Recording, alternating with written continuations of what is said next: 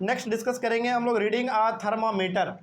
Reading a thermometer का मतलब हो गया कि आप एक थर्मामीटर को इस्तेमाल कैसे करेंगे। देखिए एक बात ध्यान रखना है आपको, टॉपिक में है तो ये हमको पढ़ना पड़ेगा कि थर्मामीटर को कैसे आप इस्तेमाल करेंगे, कैसे उसको पढ़ेंगे, कैसे उसको मतलब कैसे इस्तेमाल करना सीख जानेंगे। लेकिन एक बात ध्यान रखना है, जितना कुछ अभी आप इसमें पढ़ेंगे आपको हो सकता है कि उतना कुछ खास समझ में ना आए, लेकिन यदि आप इसका एक वीडियो देख लेंगे, लाइव वीडियो, तो आपको समझ में ज़्यादा आ जाएगा। तो आपको एक आज टास्क दे रहे हैं, ठीक है।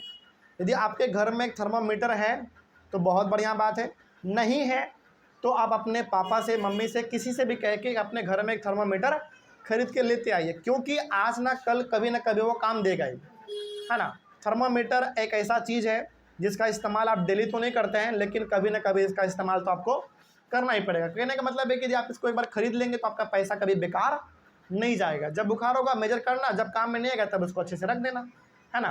तो जब आपके घर में एक थर्मामीटर है तो बहुत बढ़िया, नहीं है तो मार्केट से खरीद लो, 100-150 रुपये का आराम से अच्छा सा थर्मामीटर एक मिल जाता है, ठीक है। तो आपको एक आज आपको एक टास्क देते हैं, ठीक है।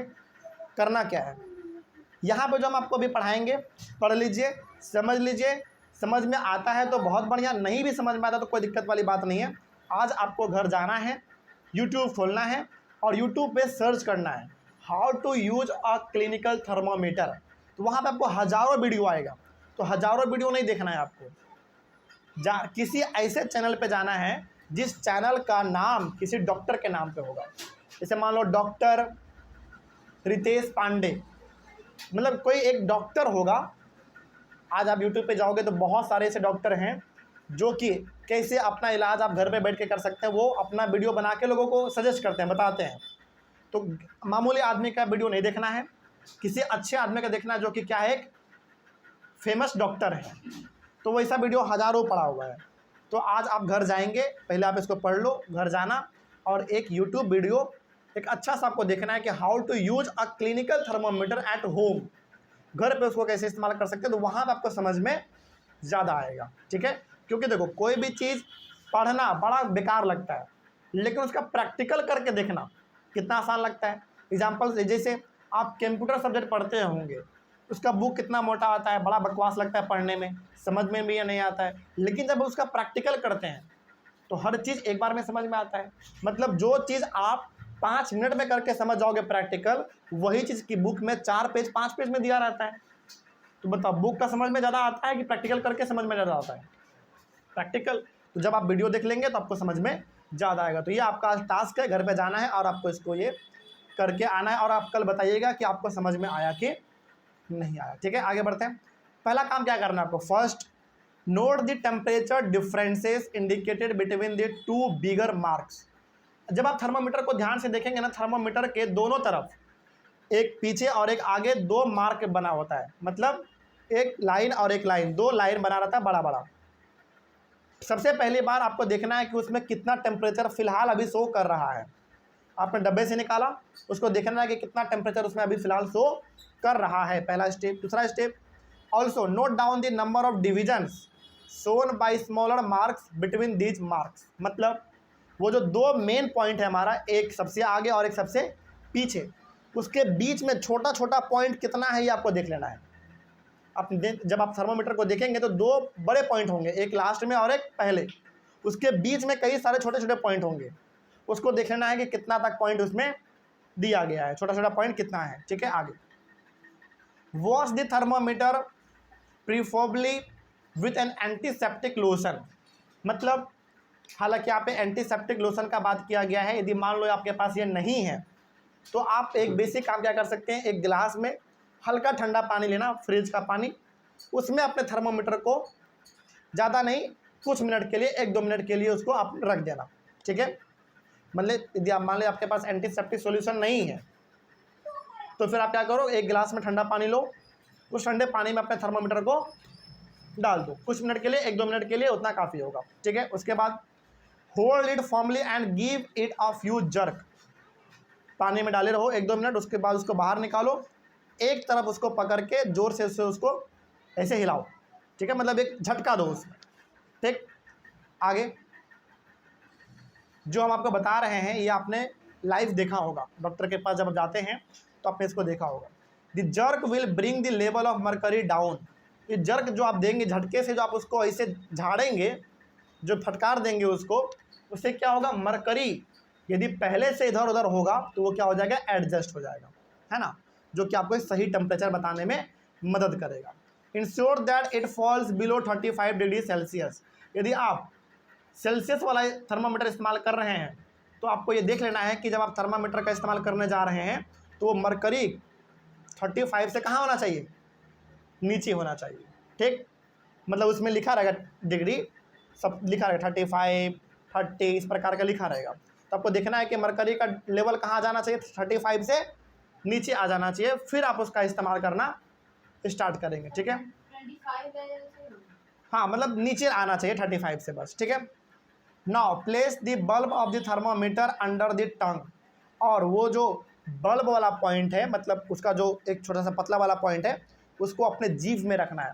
बहुत सारे डॉक्टर उसको बाह के नीचे भी रखते हैं, तो ऐसे जगह पे रखना है जहाँ पे गर्मी ज़्यादा प्रोड्यूस होता है। एग्जाम्पल आपका जीभ, एग्जाम्पल आपका बाह, जहाँ पे गर्मी ज़्यादा क्रिएट होता है, ठीक है। आगे तो अपने जीभ के नीचे थर्मोमीटर को रखना है कुछ मिनट के लिए, 1-2 मिनट काफ़ी होगा। After 1 minute take the thermometer out and note the reading.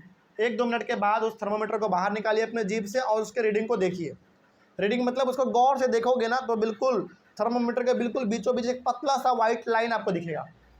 उसको देखना है कि वो कहाँ तक पहुँचा है, जहाँ तक पहुँचा रहेगा वही आपके बॉडी का क्या है, एग्जैक्ट टेम्परेचर है। तो वही लिखा हुआ है कि this is our body temperature. तो वो वाइट लाइन जहाँ तक होगा, जहाँ तक गया होगा, वही आपके बॉडी का क्या है, टेम्परेचर है। The temperature should always be stated with its unit degree Celsius. मान लो आप सेल्सियस वाला थर्मामीटर इस्तेमाल कर रहे हैं, तो मान लो वो 40 पे आ गया, वो जो वाइट लाइट है मरकरी का वो 40 पे आ गया, तो आप क्या बोलोगे, 40 डिग्री सेल्सियस। 38 पे आ गया तो क्या बोलोगे आप, 30 डिग्री सेल्सियस। मतलब डिग्री सेल्सियस हम लोग उसको जोड़ देते हैं, ठीक है। आगे वही यदि आप फ़ारेनहाइट वाला इस्तेमाल करेंगे तो क्या बोलेंगे, डिग्री फ़ारेनहाइट, है ना। आगे the normal temperature of human body is 37 degree Celsius. एक आदमी का जो नॉर्मल टेम्परेचर होता है वो कितना होता है, 35 किसी का होता है, किसी का 36 होता है, किसी का 37 होता है।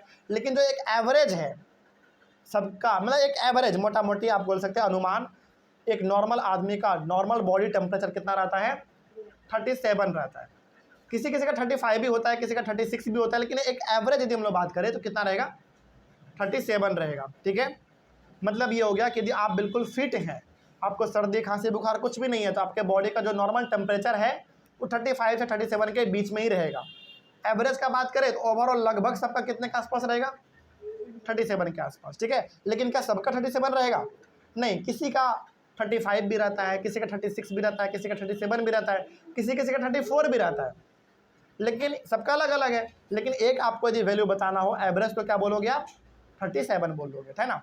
तो एक नॉर्मल आदमी का जो बिल्कुल फिट है उसका नॉर्मल बॉडी टेम्परेचर कितना रहेगा, 37 रहेगा, ठीक है। आगे the body temperature of every person में नॉट बी 37। वही बात है जो हमने कहा कि अब जरूरी नहीं है कि हर आदमी का 37 ही बॉडी टेम्परेचर रहे, किसी का थोड़ा कम भी रहता है, किसी का थोड़ा ज़्यादा भी रहता है, लेकिन एक एवरेज का बात करें तो कितना रहेगा, 37 ही रहेगा। It could be slightly higher और स्लाइटली लोअर। तो किसी का थोड़ा कम हो सकता है 37 से, किसी का 37 के आसपास रह सकता है, किसी का 37 से थोड़ा ज़्यादा भी रहता है कभी कभी। तो एक एवरेज का बात करें तो लगभग 37 रहेगा, लेकिन एग्जैक्ट नहीं है सबका, किसी का कम किसी का बेसी रहता है। आगे actually normal temperature is the average body temperature of a large number of healthy person. वही बात है हमने जो कहा अभी आपको कि हर किसी का टेम्परेचर अपना अलग अलग होता है, लेकिन एक हेल्दी जो माना गया है, जो एक एवरेज माना गया, वो कितना माना गया है, 37 माना गया है। यानी कि यदि आपके बॉडी का टेम्परेचर 35, 36, 37, यहाँ तक 38 तक भी है तो फिर आप फिट हैं, मतलब आपको कुछ प्रॉब्लम नहीं है, ठीक है। आगे उसके बाद हाँ, उसके बाद है the clinical thermometer is design to measure the temperature of human body only. जो क्लिनिकल थर्मामीटर है इसको इस तरीके से डिज़ाइन किया गया है कि इसका इस्तेमाल केवल कौन कर सकता है, आदमी कर सकता है। जानवर का थर्मामीटर ध्यान रखना अलग होता है। जानवर के डॉक्टर यदि आप कभी देखेंगे तो उनका थर्मामीटर थोड़ा बड़ा होता है, उनका सुई भी थोड़ा बड़ा होता है। तो जानवर का थर्मामीटर अलग होता है, इंसानों का थर्मामीटर थोड़ा अलग होता है। तो उसको हम लोग क्लिनिकल थर्मामीटर इस्तेमाल ज़्यादा करते हैं अपने बॉडी के टेम्परेचर को मेजर करने के लिए। आगे, the temperature of human body normally does not go below 35 degree Celsius और एबव 42 डिग्री सेल्सियस। देखो यहाँ पे भले लिख तो दिया है कि एक नॉर्मल आदमी का जो बॉडी टेम्परेचर है वो 35 से नीचे नहीं होना चाहिए, होता भी नहीं है, 42 से बेसी नहीं होना चाहिए, ये लिख तो दिया है, लेकिन कहीं हकीकत है नहीं। कई सारे आपको इंसान ऐसे मिल जाएंगे जिनका बॉडी का टेम्परेचर 34 भी होता है, 34.5 भी होता है, किसी का यहाँ पे मैक्सिमम लिखा हुआ है कि 42 से बेसी नहीं होना चाहिए, किसी का 43 भी होता है ना। मतलब कहने का जो है वो एक नॉर्मल आदमी का बॉडी टेम्परेचर 35 से 42 के बीच में रहता है, लेकिन ये हर एक इंसान के लिए सही नहीं है। किसी का 35 से कम भी होता है तो किसी का 42 से ज़्यादा भी होता है, लेकिन हाँ एवरेज जब आपसे पूछे तो आप यही चीज़ बताएंगे। ठीक है, आगे, that is the reason that this thermometer has the range 35 degree Celsius to 42 degree Celsius. यही रीज़न है कि क्लिनिकल थर्मामीटर में जो रीडिंग है वो कहाँ से कहाँ रहता है, 35 से 42 तक ही रहता है, क्योंकि बनाने वाले साइंटिस्ट को भी पता है कि एक नॉर्मल इंसान ही सबसे ज़्यादा थर्मामीटर का इस्तेमाल करेगा और उसके नॉर्मल बॉडी का टेम्परेचर कितना रहेगा, 35 से 42 रहेगा, है ना। अब देखो मान लो 1 लाख आदमी है, 1 लाख आदमी में 100-200 आदमी ऐसा है जिसके बॉडी का टेम्परेचर 34 हो जाता है, कभी कभी 43 हो जाता है, तो क्या उसके लिए आदमी अलग थर्मामीटर बना देगा? मान लो बना भी देता है तो क्या कभी वो बिक पाएगा, कभी उसका सेल बढ़ पाएगा? नहीं बढ़ पाएगा। तो सबसे ज़्यादा सेल किसका होगा? ऐसे थर्मामीटर का सेल ज़्यादा होगा जो कि एक ज़्यादा बड़े पॉपुलेशन को क्या करता हो, हैंडल करता हो। वो उसके लिए कौन सा थर्मामीटर हमारा इस्तेमाल होगा? क्लिनिकल थर्मामीटर, है ना। तो इस तरीके से मार्केट में जो डिग्री सेल्सियस वाला आपको थर्मामीटर मिलता है उसमें रीडिंग जो है, जो रेंज है वो 35 से 42 होता है। ठीक है, तो इस तरीके से आप थर्मामीटर को देखेंगे और आप जाके यूट्यूब पे आज इसको लाइव भी देख लेना तो आपको समझ में आ जाएगा। ठीक है, वही बात है, पढ़ने से कम समझ में आएगा, जब आप इसको प्रैक्टिकली देख लेंगे लाइव तो आपको समझ में ज़्यादा आ जाएगा। ठीक है, और आप खुद भी करके देख लेना एक बार, आपके घर में भी थर्मामीटर होगा तो। नेक्स्ट टॉपिक हम लोग डिस्कस करेंगे लेबोरेटरी थर्मामीटर। लेबोरेटरी यानी कि साइंटिस्ट वगैरह जो इस्तेमाल करते हैं लैब में थर्मामीटर, वो क्या होता है, अलग होता है, लेकिन हम लोग इस टॉपिक को कल डिस्कस करेंगे। तो आज के लिए इतना काफ़ी है, तब तक थैंक यू वेरी मच।